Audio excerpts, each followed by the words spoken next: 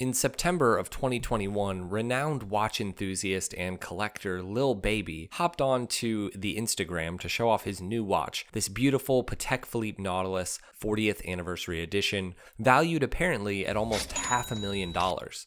Or was it? Almost immediately, watch experts began calling him out for showing off what appeared to be a fake Patek Philippe. The date, font, and alignment was off, the overall dial spacing was also not right, and the fit and finish was bad. This was not a real Nautilus. Poor Lil Baby. What was he to do? And more importantly, where did he get this watch? You'd assume if you have the ability to just drop $500,000 on a watch, you should be able to certify that it's real, unless you aren't even thinking about that potential. Maybe Lil Baby didn't even realize that there was this seedy underground world of fake but convincing luxury watches. He called out Raphael & Co. for selling him the watch, and their response was to take it back with a full refund and give him some fake jewelry. To give him some real jewelry. Their claim was that it was unintentional. Now, I'm not here to say one way or the other whether this jeweler or watch dealer was trying to scam this unaware buyer, but man, does this make you kind of question everything if you're in the market for a watch like this. This is a dealer that works with some of the richest and most famous celebrities in the world. How does this happen? Why didn't he get papers with the watch, for example? Or did he? Were the papers fake? And just how deep does this problem of fake luxury watches go? It's important to understand that this is not a new phenomenon. The history of fake luxury watches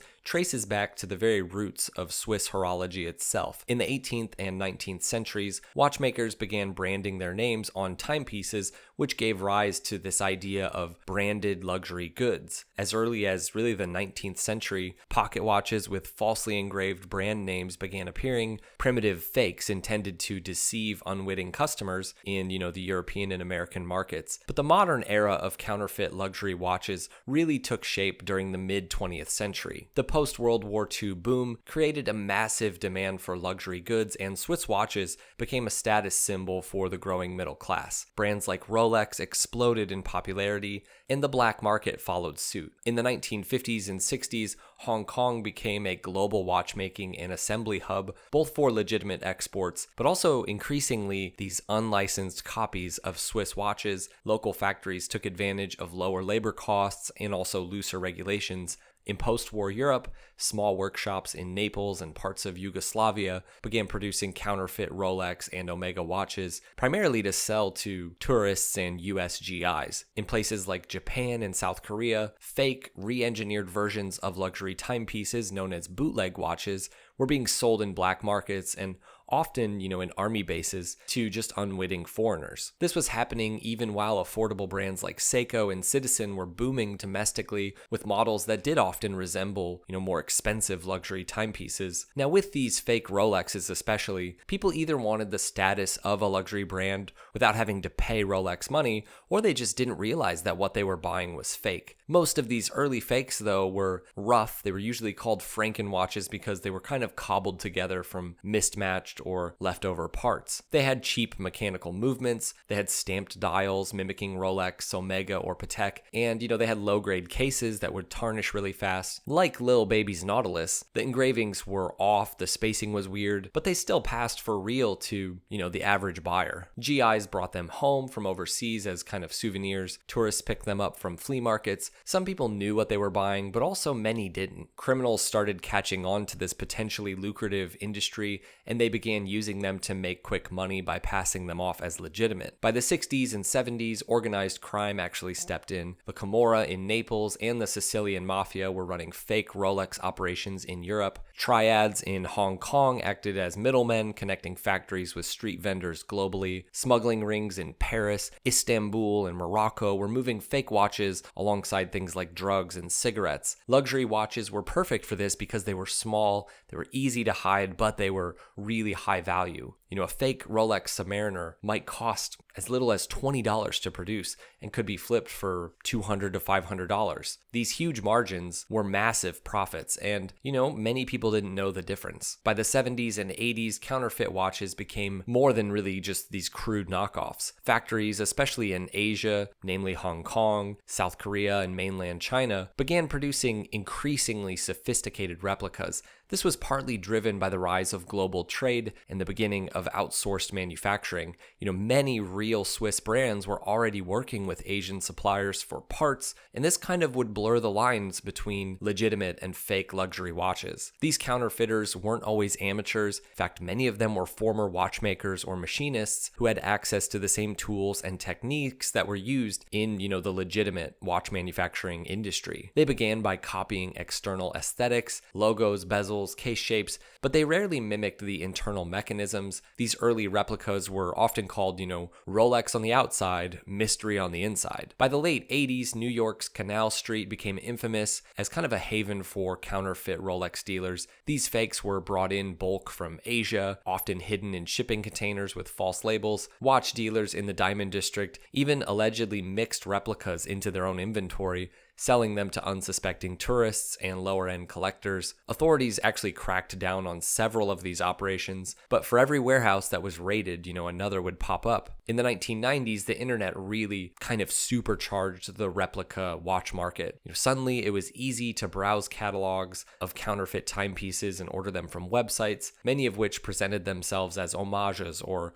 replica boutiques. And this brings us to today, a time where the counterfeit luxury watch industry is estimated to be worth over $2 billion annually, according to the Organization for Economic Cooperation and Development. This underground economy really thrives on global demand, and it's driven by the simple fact that people want to be able to have a Rolex or a Patek that functions and looks almost exactly the same without, sometimes a six-figure price tag. Luxury brands like Rolex, AP, Richard Mille, these are the brands that are most commonly replicated, and it's because these watches serve not just as timepieces, but often as symbols of wealth and exclusivity and status. They're the perfect targets for counterfeits because, not always, but often the owners and those that the owners are trying to impress can't tell the difference. It's important to understand that gone are the days of flimsy, crappy fakes with misspelled logos and, cheap ticking quartz movements. Today's counterfeit luxury watches, often referred to as super clones, are built in factories primarily based in southern China, especially around Guangzhou and Shenzhen. These operations often run parallel to legitimate manufacturing facilities. They use the same machining technology, high quality materials, even 904L stainless steel, the material used by Rolex. Some of the key players in the replica world include Noob Factory, VSF, Clean Factory, and JF Factory. These groups have achieved kind of cult status in certain online communities. There's entire forums dedicated to reviewing, grading, and comparing these super clones to authentic models. And some top tier replicas, such as Noob Factory's Rolex Submariner V12, they can sell for $400 to $800. They cost more than cheap fashion watches because they are. But of course, still a fraction of, the 10,000 plus retail tag on a Rolex Submariner. The Rolex Daytona, of course, one of the most sought after watches in the world, retails for over $14K if you can get one, and way more on the gray market. Super clone factories now produce replicas that include working chronographs,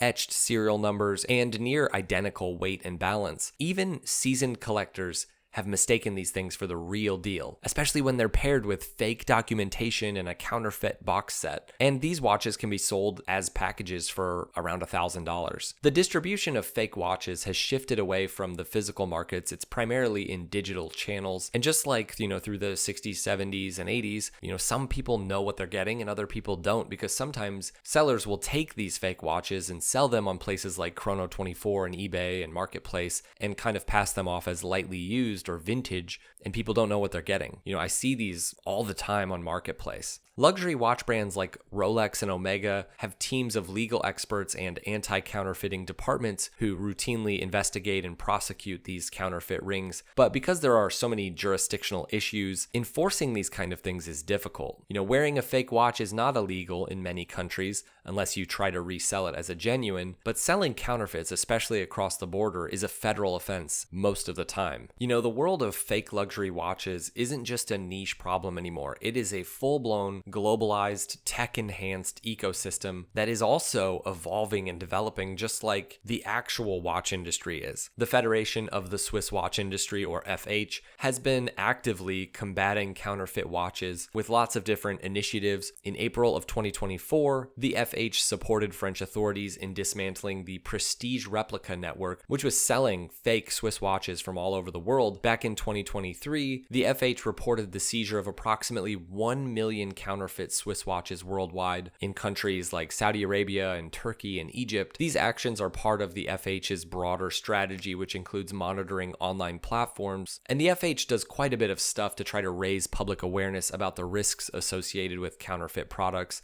The FH collaborates with international organizations and local authorities to really target these counterfeit goods. You know, I'll be honest, I don't really dabble in the world of counterfeit watches, and I'm guessing you probably don't either. And if you want to forget all the sketchy business stuff that surrounds them, I also just personally don't see the appeal of a fake Rolex or a fake Patek. But I do think it's important that we, as regular watch enthusiasts, understand that these ethical problems are still relevant. You know, if you take a stroll through your local watch store, you'll see countless designs that are meant to copy other, often more iconic watches for the simple goal of making money. In terms of design, there really is a fine line between inspiration, homage, and outright copying. And in the world of watches, that line is often blurred even by well-respected manufacturers. I would love to hear your thoughts on all of this in the comments below, and make sure to subscribe if you guys like this content. We've got loads more videos coming. We'll see you guys in the next one.